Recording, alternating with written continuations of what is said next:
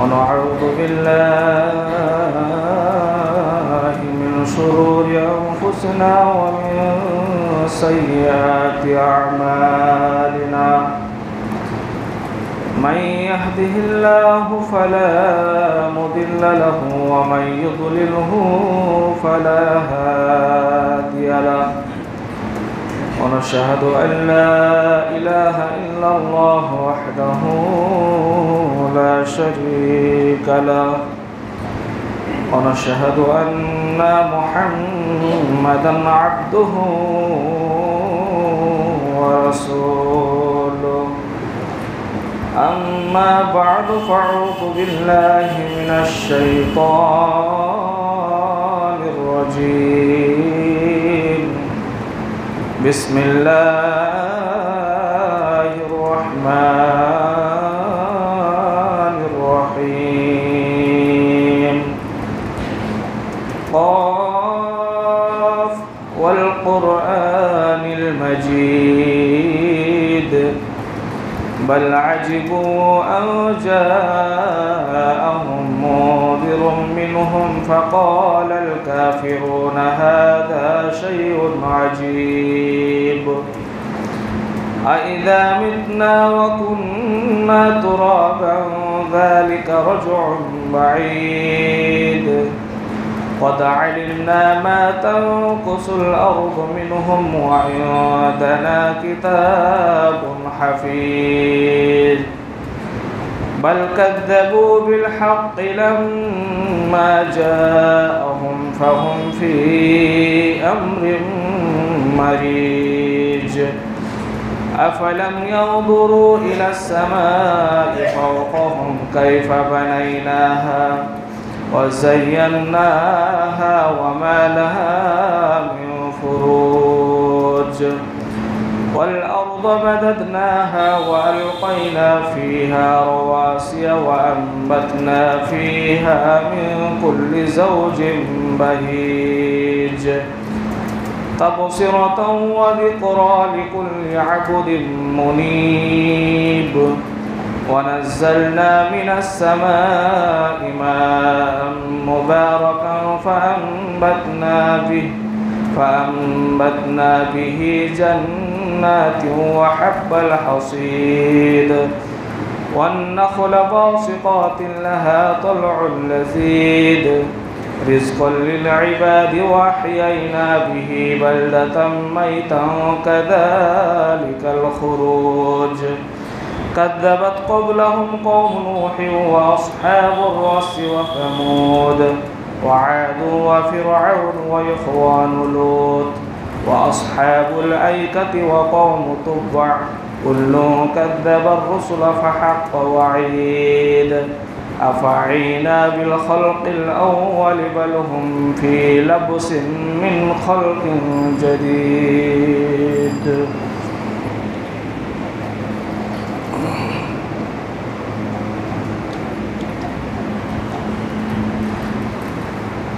إن الحمد لله نحمده ونستعينه ونستغفره ونعوذ بالله من شرور أنفسنا ومن سيئات أعمالنا من يهده الله فلا مضل له ومن يضلله فلا هادي له وأشهد أن لا إله إلا الله وحده لا شريك له ونشهد أن محمدا عبده ورسوله أما بعد فأعوذ بالله من الشيطان الرجيم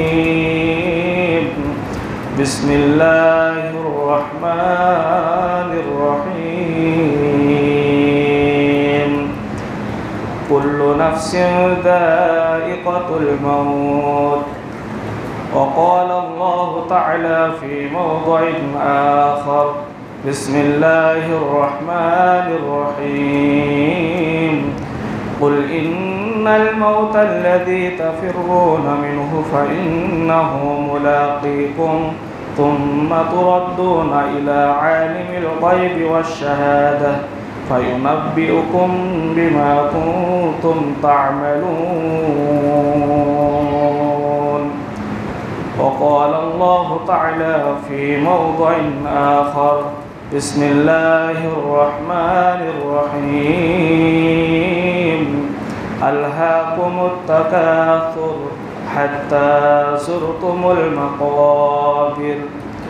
وقال النبي صلى الله عليه وسلم في الحديث: إذا وضع الميت في القبر آتاه ملكان فيقولان من ربك ومن دينك ومن نبيك أو كما قال عليه الصلاة والتسليم.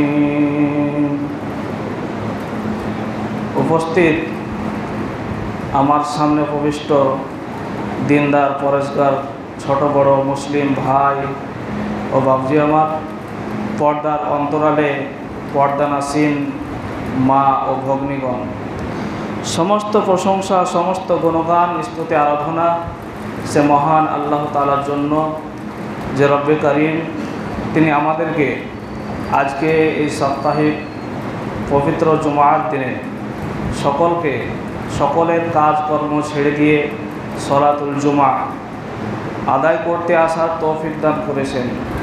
যে আল্লাহ তাআলা তিনি ওয়াহদাহু লা শারীক, যে আল্লাহ তাআলা তিনি আমাদের হায়াত এবং মওতের মালিক, যে আল্লাহ তাআলা তিনি আমাদের বিচার দিবসের মালিক। সে আল্লাহ তাআলার প্রশংসা করে আমরা শেষ করতে পারি না, তাই আমরা সকলে সংক্ষিপ্তে সে মহান আল্লাহ তাআলার প্রশংসা করি একটি ছোট্ট বাক্যের দ্বারাই আমরা সকলে বলি আলহামদুলিল্লাহ।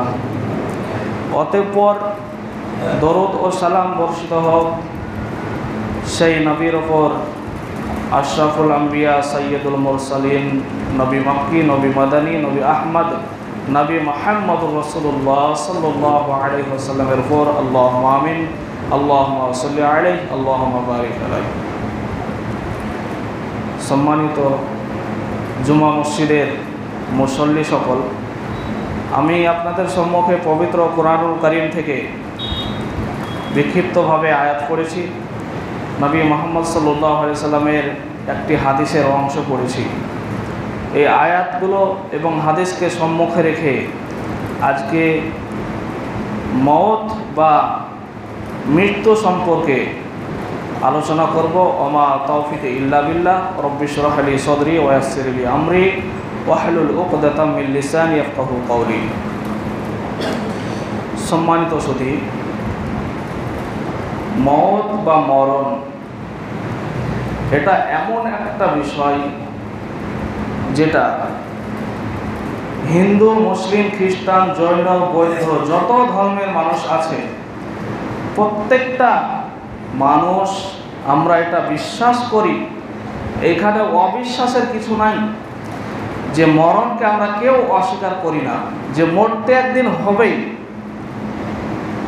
যারই সূচনা হয়েছে সেটাই একদিন শেষ হয়ে যাবে, যারই শুরু আছে তার শেষ আছে। যেমন দিনের মোকাবেলায় রাত, রাতের মোকাবেলায় দিন, যেমন হার জিত, এরকম যারই জীবন আছে তার মৃত্যু আছে। আর এই মরণকে, মৃত্যুকে পৃথিবীতে যতগুলো বৈজ্ঞানিক, দার্শনিক, কবি, সাহিত্যিক, বড় বড় পণ্ডিত যারা এসেছেন তারা কেউ এই মরণকে কেউ অস্বীকার করেনি। মরতে একদিন হবে। আমরা যাদেরই জ্ঞান আছে, বিবেক আছে, বুদ্ধি আছে, আমরা প্রত্যেকে জানি, এমনকি পাগলও জানে যে তাকে মরতে হবে, মরণের স্বাদ তাকে গ্রহণ করতেই হবে। আর এই মরণ থেকে, মৃত্যু থেকে যে পালিয়ে গিয়ে অন্য কোথাও সেখানে আশ্রয় গ্রহণ করব, সেই জায়গায় থাকব, সেখানে গেলে আমার মরণ মৃত্যু সেই জায়গায় পৌঁছাবে না, এরকম কোনো জায়গা নেই। বা আজ পর্যন্ত কেউ কোনো জায়গায় পালিয়ে গিয়ে বাঁচেনি এই মরণের হাত থেকে। পৃথিবীর প্রথম মানুষ আদম আলাইহিস সালাম তিনি এসেছিলেন, তারও মৃত্যু হয়েছে। হযরত নূহ আলাইহিস সালাম তিনি এসেছিলেন, তারও মৃত্যু হয়েছে। এরকম করে যতগুলো নবী এসেছিলেন, ইব্রাহিম আলাইহিস সালাম, হযরত মুসা আলাইহিস সালাম, হযরত লূত আলাইহিস সালাম, এরকম করে নবীদের পরে আল্লাহ রাসূল সাল্লাল্লাহু আলাইহি ওয়াসাল্লাম তিনারও মৃত্যু হয়েছে। তারপরে বড় বড় সাহাবায়ে কেরাম রিজওয়ানুল্লাহ তাআলা আলাইহিম আজমাইন, তাদেরও মৃত্যু হয়েছে। এমনকি আমাদের বাপ দাদা, আমাদের পূর্বপুরুষ যারা ছিলেন, তাদেরও মৃত্যু হয়েছে। আজকে আমরা বেঁচে আছি, আমাদেরও মৃত্যু হবেই হবে। এই মরণের স্বাদ আমাদেরকে চাখতেই হবে।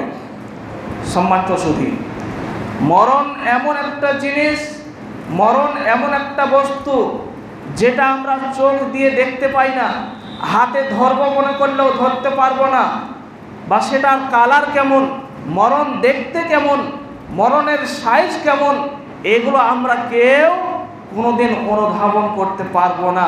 কিন্তু এটা আমাদের বিশ্বাস, বা এটা আমরা জানি যে আমাদের জীবন আছে মানে আমাদের মরতেই হবে, আমাদের মরণ আছে। আর এই মরণকে আল্লাহ তাআলা তিনি সৃষ্টি করেছেন। আল্লাহ তাআলা যেমন অসংখ্য সৃষ্টি রয়েছে, আল্লাহ তাআলা যেমন মানুষ সৃষ্টি করেছেন, আল্লাহ তাআলা যেমন জিন সৃষ্টি করেছেন, আল্লাহ তাআলা যেমন পশু পাখি যা কিছু আছে, গাছপালা নদ নদী যা কিছু আছে, সমস্ত কিছু সৃষ্টি করেছেন, অনুরূপভাবে আল্লাহ তাআলা সৃষ্টির মধ্যে অন্যতম একটি সৃষ্টি, সেটা হলো মরণ। আল্লাহ তাআলা মরণকে সৃষ্টি করেছেন। এবং কেন সৃষ্টি করেছেন?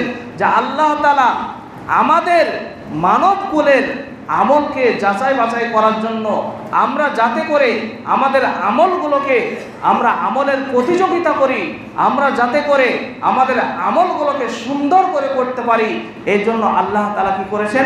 তিনি মরণের সৃষ্টি করেছেন। মহান আল্লাহ তাআলা তিনি বলছেন, বিসমিল্লাহির রহমানির রহিম, الذي خلق الموت والحياة ليبلوكم أيكم أحسن عملا وهو العزيز الغفور।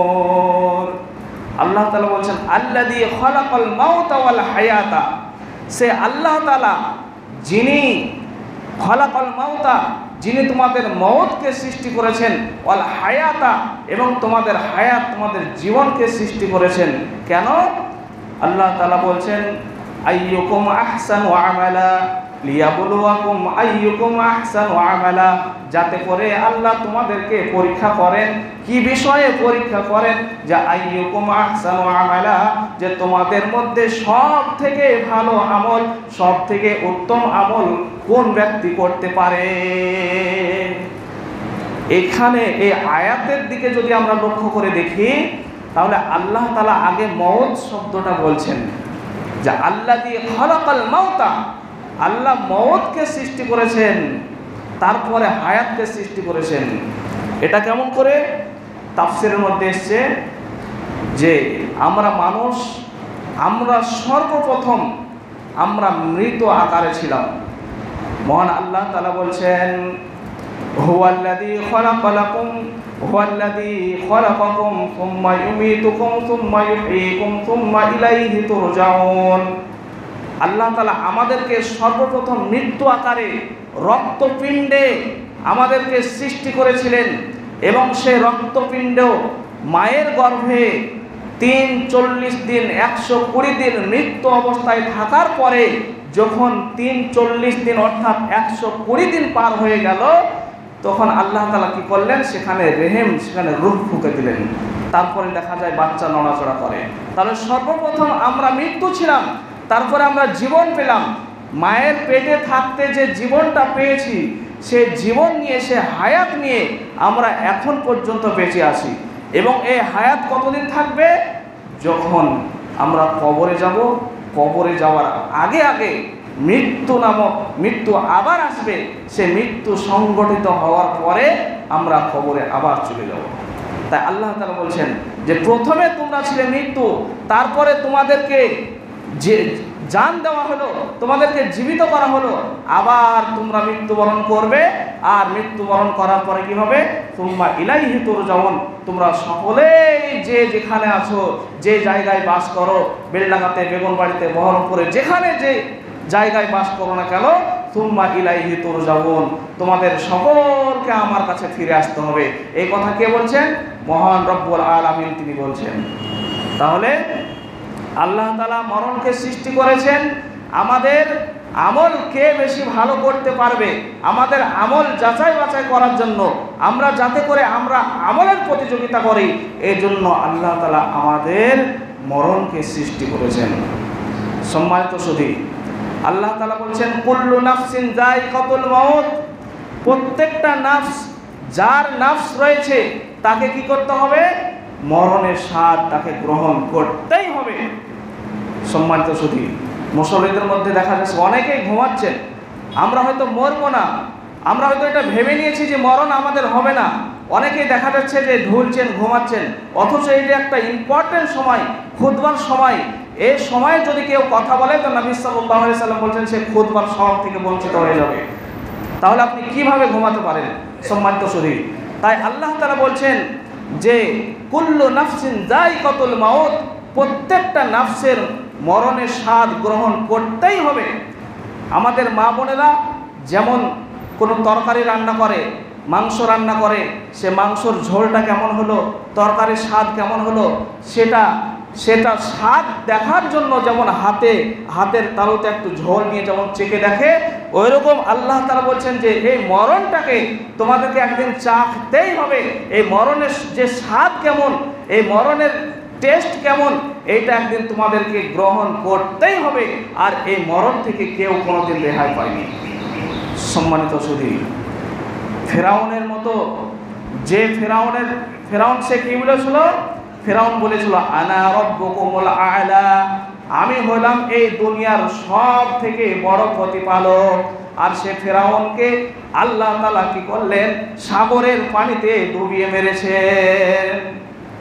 ফেরাউনের মৃত্যু হয়েছে, নমরুদেরও মৃত্যু হয়েছে, কারুন, হামান, তাদেরও মৃত্যু হয়েছে। আমাদের পূর্ববর্তী যারা মানুষ ছিলেন, এই মসজিদ যারা প্রতিষ্ঠাতা করে গেছেন, তাদেরও মৃত্যু হয়েছে, তারাও চলে গেছে। এক এক করে আমরাও চলে যাব, আমরাও থাকবো না। আমাদের পরের যে জেনারেশন, আমাদের ছেলে নাতি, তারা কি করবে? এই মসজিদ প্রতিষ্ঠা করবে। আমরা আজকে বেঁচে আছি, আমাদেরকেও চলে যেতে হবে। তাই এই মরণ থেকে কেউ কোনোদিন রেহাই পায়নি। মরণ, তাকে মরণের স্বাদ গ্রহণ করতেই হবে। মহান আল্লাহ তাআলা তিনি বলছেন কুল ইন্নাল মাউতাল্লাযী তাফিররুনা মিনহু ফাইন্নাহু মুলাকীকুম সুম্মা তুরাদ্দুনা ইলা আলিমিল গায়বি ওয়াশ শাহাদা ফায়ুনাব্বিউকুম বিমা কুনতুম তা'মালুন। আল্লাহ তাআলা বলছেন কুল ইন্নাল মাউতাল্লাযী, নবী গো আপনি মানুষদেরকে বলে দেন, ইন্নাল মাউতাল্লাযী তাফিররুনা মিনহু, তোমরা যদি এই মরণকে দেখে তোমরা যদি পলায়ন করো, মরণ দেখে যদি তোমরা পালিয়ে যাও, ফা ইন্নাহু মুলাকীকুম, মরণ যেই জায়গায় তোমার নির্ধারিত রয়েছে, যেই স্থানে তোমার ভাগ্যে, তোমার তাকদিরে মরণ লেখা আছে, বহরমপুরের মাটিতে যদি তোমার মরণ লেখা থাকে, কলকাতার মাটিতে যদি তোমার মরণ লেখা থাকে, দার্জিলিংয়ের মাটিতে যদি তোমার মরণ লেখা থাকে, ফাইন্নাহু মুলাকীকুম, সেই জায়গায়, সেই ভূমিতে গিয়ে মরণ তোমাকে সাক্ষাৎ করবে, সেই জায়গায় গিয়ে মরণ তোমাকে গ্রাস করবে। আমরা যেখানেই যাই না কেন, আমি অসহায় মানুষ, গরিব মানুষ, আমি ভাবছি যে যারা বড় বড় লোক, ক্ষমতাবান লোক, তারা ব্যাঙ্গালোর যায়, বোম্বাই যায়, আমি গরিব মানুষ, আমি যেতে পারবো না। আর সে ব্যাঙ্গালোরের মাটিতে যদি আমার মরণ লেখা থাকে, হয়তো এমন অবস্থা হয়েছে যে চিকিৎসার জন্য ব্যাঙ্গালোর, ভেলোর যেতে হয়েছে, আর সেইখানে গিয়ে আমার মরণ হবে। অথচ আমার বাসস্থান এই বেলডাঙ্গা থানার বেগুনবাড়ি গ্রামে। আমার মরণ যদি এইখানে না থাকে, বিদেশ জায়গায় যদি থাকে, অনেক ভাই সৌদি আরব কাজ করতে গিয়ে সেখানে মারা যাচ্ছেন, তা মানে তার মরণ সে সৌদি আরবের মাটিতে তার মরণ লেখা আছে। সম্মানিত সুধী, মরণ হলো অতি বাস্তব সত্য জিনিস। এই মরণ থেকে কেউ রেহাই পাবে না, প্রত্যেকটা মানুষকে মরতে হবে। তাই মরণের জন্য আমাদেরকে কি করতে হবে? প্রস্তুতি গ্রহণ করতে হবে। মরণের জন্য প্রস্তুতি গ্রহণ করতে হবে। আল্লাহ তাআলা যে প্রথমেই আমি বললাম যে আল্লাহ তাআলা বলেছেন যে আমি মরণকে সৃষ্টি করেছি যাতে করে তোমরা তোমাদের আমলকে সুন্দর করতে পারো। প্রস্তুতি নিতে হবে। কেমন? আমরা যখন শিয়ালদহ থেকে আসবো, শিয়ালদহ থেকে বেলডাঙ্গা স্টেশনে নামবো, বেলডাঙ্গা টপিসে, রেজিনগর বা পলাশির পরে পরেই আমাদের যে সামানপত্র আছে, বড় বড় ব্যাগ আছে, ট্রলি আছে, সেগুলো আমরা কি করি? গেটের সামনে আস্তে আস্তে আমরা নিয়ে চলে আসি। কেন? যে পরে টপিসে আমাকে নেমে যেতে হবে, বেলডাঙ্গা স্টেশনে আমাকে নেমে যেতে হবে। তাই আমরা এটা নির্ধারিত আমরা জানতে পারছি যে বেলডাঙ্গা স্টেশনে নামবো, ভাবতে যাব না বেলডাঙ্গায় আমার বাড়ি, কিন্তু আমার মরণ যে কোন জায়গায় গিয়ে তার স্টপেজ হবে, কোন জায়গায় সে থামবে, এটা কিন্তু আমরা কেউ বলতে পারবো না। আমার দাদু 90 বছর বেঁচেছে বলে আমিও 90 বছর বাঁচবো না। আমার আব্বা 60 বছর বেঁচেছে বলে আমিও 60 বছর বাঁচবো না। আমার আব্বা যে বয়স পেয়েছে তার অর্ধেক বয়সেও আমার মরণ হয়ে যেতে পারে, আমার মৃত্যু ঘটে যেতে পারে। তাই যে কোনো সময়ে, যে কোনো পরিস্থিতিতে ভাই মুসলমান, মরণের জন্য আমাদেরকে প্রস্তুতি গ্রহণ করতে হবে। সম্মানিত সুধী, মানুষের যখন মরণ হয়, মানুষের মরণকে দুই রকম পদ্ধতিতে তার আত্মাকে, তার রূহকে ফেরেশতা কবজ করেন। হাদিস, লম্বা হাদিসটি আবু দাউদের মধ্যে এসেছে। হাদিসটি বর্ণনা করছেন বারা ইবনে আযিব রাদিয়াল্লাহু আনহু। তিনি বলছেন যে একদা নবী সাল্লাল্লাহু আলাইহি ওয়াসাল্লামের সঙ্গে একটা আনসারী সাহাবীর জানাজায় আমরা উপস্থিত হলাম এবং সেখানে গিয়ে দেখলাম যে সে আনসারী সাহাবীর কবর খোঁড়াখুড়ির কাজ চলছে, এখনো কমপ্লিট হয়নি। নবী সাল্লাল্লাহু আলাইহি সাল্লাম কবরের পাশে গিয়ে বসলেন এবং আমরাও নবী মুহাম্মদ সাল্লাল্লাহু আলাইহি সাল্লামকে ঘিরে বসলাম। এমন হয়ে ঘিরে বসলাম যাতে আকাশের পাখিগুলো যেমন এক জায়গায় ঝাঁক হয়ে থাকে সেরকম করে আমরা বসলাম। নবী সাল্লাল্লাহু আলাইহি সাল্লামের হাতে একটা লাঠি ছিল, সেই লাঠি দ্বারা নবী সাল্লাল্লাহু আলাইহি সাল্লাম বারবার মাটিতে আঘাত করছেন আর বলছেন যে মরণ হলো অতি সত্য জিনিস, মরণ হলো অতি বাস্তব জিনিস। তবে তোমরা জেনে রাখো, মানুষের যখন মরণ হবে তখন সে মরণকে দুটো পদ্ধতি অবলম্বন করা হবে। এক, যদি সেই আত্মা, সেই মানুষটা যদি কাফের, বেঈমান, মুশরিক হয়, তো নবী মুহাম্মদ সাল্লাল্লাহু আলাইহি সাল্লাম তিনি বলছেন যদি সে ব্যক্তি কাফের হয়, সে ব্যক্তি বেঈমান মুশরিক হয়, তাহলে সেই ব্যক্তির মাথার সামনে মালাকুল মউত বসে থাকবে আর কালো চোখ বিশিষ্ট, কালো শরীর, দেখতে কালো, কুৎসিত বর্ণের ফেরেশতা আসবে। আসার পরে সেই ব্যক্তিকে বলবে, ইয়া আইয়াতুহান নাফসুল খাবিসা ইরজিই ইলা কাযাবিল্লাহ, হে খবিস আত্মা, তুমি তাড়াতাড়ি বেরিয়ে এসো। কেন তাড়াতাড়ি বেরিয়ে এসো? ইরজিই ইলা কাযাবিল্লাহ, তোমাকে আল্লাহর গজবের দিকে এক্ষুনি নিয়ে যাওয়া হবে, আল্লাহর আযাবের দিকে তোমাকে এক্ষুনি নিয়ে যাওয়া হবে। যখন ফেরেশতারা চিৎকার করবে, এই বেঈমান আত্মা, এই খবিস, এক্ষুনি তাড়াতাড়ি বেরিয়ে আয়, তোকে আযাবের দিকে নিয়ে যাওয়া হবে, তখন কিন্তু সে আত্মা তার সে শরীর থেকে বের হবে না। এখানে ওখানে সে আত্মা, সে রূহ দৌড়ে বেড়াবে। তখন কি করবে? মালাকুল মউত সে আত্মাকে এমনভাবে নিংড়িয়ে সে আত্মাটাকে বের করা হবে, যেমন আমরা রাস্তাঘাটে দেখতে পাই যে যারা আখের রস বিক্রি করে, সে আখটাকে প্রথমত কি করা হয়, তার চামড়াটাকে, সে ছালটাকে ছেঁড়া হয়, ছেঁড়ার পরে সে আখটাকে যেমন দুমড়িয়ে মুচড়িয়ে যেমন সে মেশিনে ভরে দেওয়া হয়, আর মেশিনে ভরে দেওয়ার পরে সে চাকাটাকে ঘুরিয়ে যেমন নিংড়িয়ে রসটাকে বের করা হয়, অনুরূপভাবে মালাকুল মউত খবিস যে আত্মা, সেই দেহকে এমনভাবে মুচড়িয়ে দুমড়িয়ে কি করবে, সে রূহটাকে বের করে তাকে উপর দিকে নিয়ে যাওয়া হবে। উপর দিকে যখন নিয়ে যাওয়া হবে তখন আসমানের ফেরেশতারা এবং সে আত্মা থেকে, সে রূহ থেকে অত্যন্ত দুর্গন্ধ ছড়াবে এবং প্রথম আসমানে অনুমতি নেওয়া হবে উপর দিকে যাওয়ার জন্য।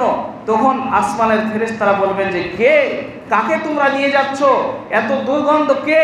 তখন ফেরেশতারা বলবেন যে এ হলো ফুলান ইবনে ফুলান, অমুকের ছেলে অমুক, বেগুনবাড়ি গ্রামের অমুকের ছেলে অমুক, তার আত্মা তার রূহকে উপর দিকে নিয়ে যাওয়া হচ্ছে।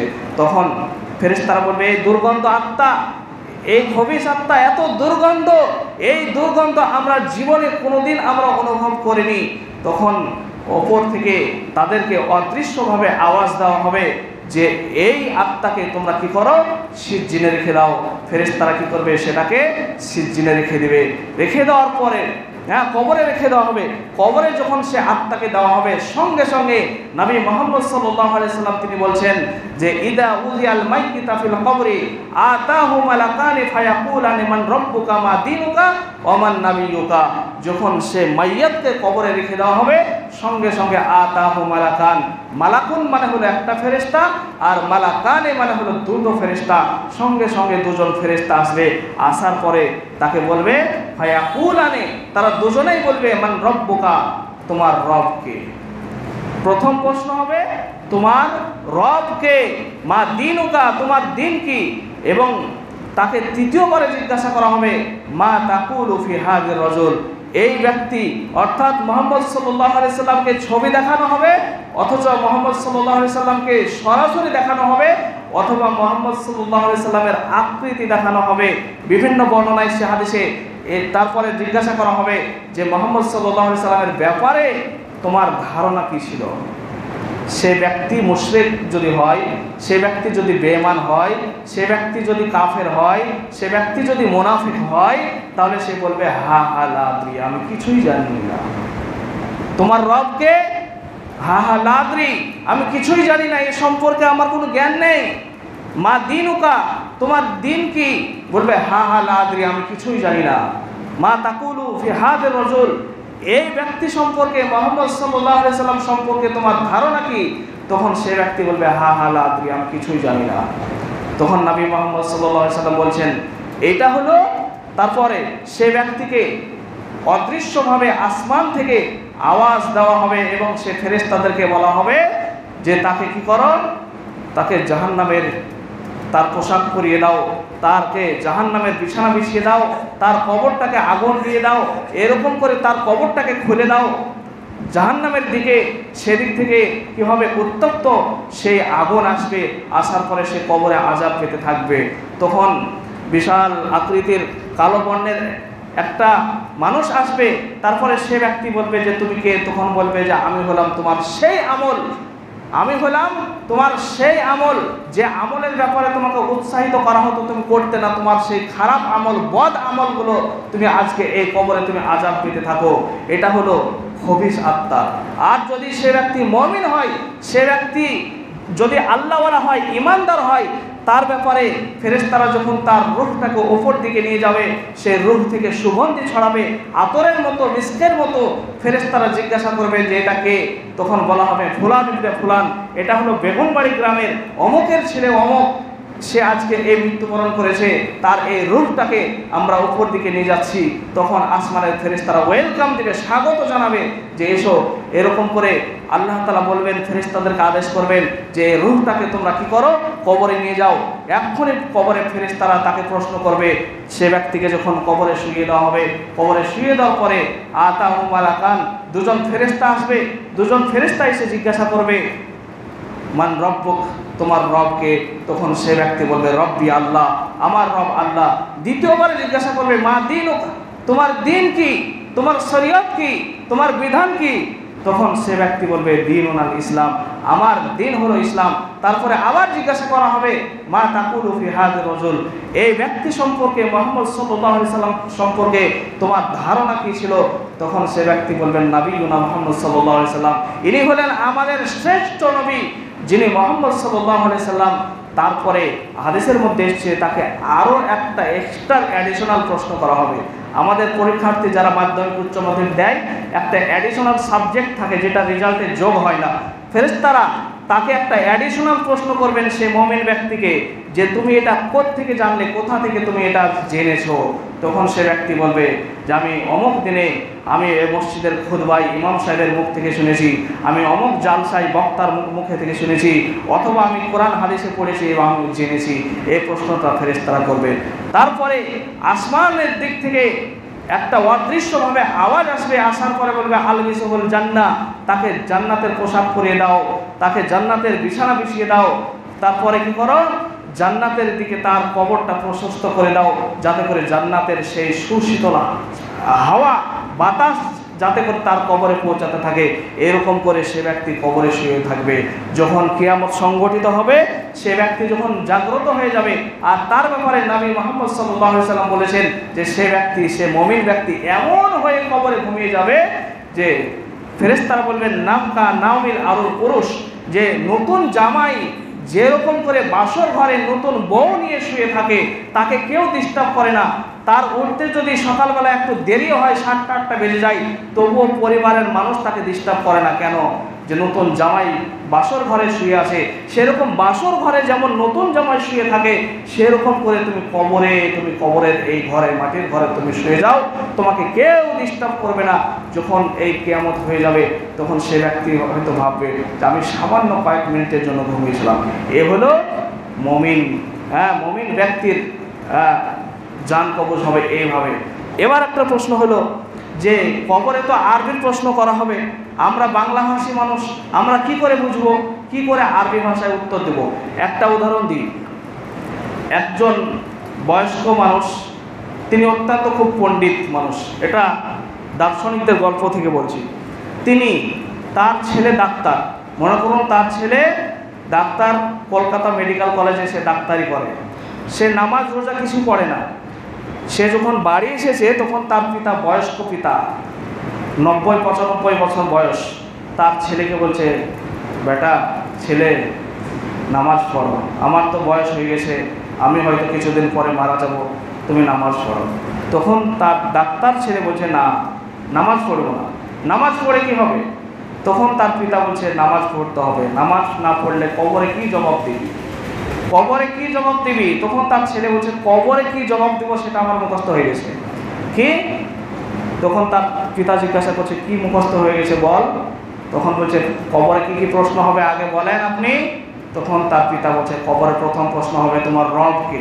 তখন তার ডাক্তার ছেলে বলছে যে আমি বলবো রব আল্লাহ। তারপরে তার পিতাকে বলছে, বলেন কি কি প্রশ্নগুলো হবে। তখন তার পিতা তার ছেলেকে বলছে, তোমার রবকে, তোমার দিন কি, তোমার নবীকে। তখন তার ছেলে 3টে প্রশ্নের উত্তর বলে দিয়েছে, আমি এগুলো মুখস্থ করে রেখেছি।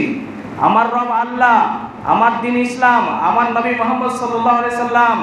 তখন তার পিতা বলছে, এই প্রশ্নগুলো আরবিতে হবে। তখন তার ছেলে বলছে যে আমি কি অত খ্যাপা নাকি, আমি আরবিতেও মুখস্থ করে রেখেছি। তখন তার পিতা কিভাবে ছেলেকে বোঝাবো, কিছু বুঝে উঠতে পারছে না। তারপরে তার পিতা তার এক বন্ধুকে ডেকে পাঠালেন। ডেকে পাঠানোর পরে তাকে তার পিতা শিখিয়ে দিয়েছেন যে এই আমার ছেলে আব্দুর রহমান, এর একটা পোষা ময়না পাখি আছে, যে ময়না পাখিটা কথা বলতে পারে।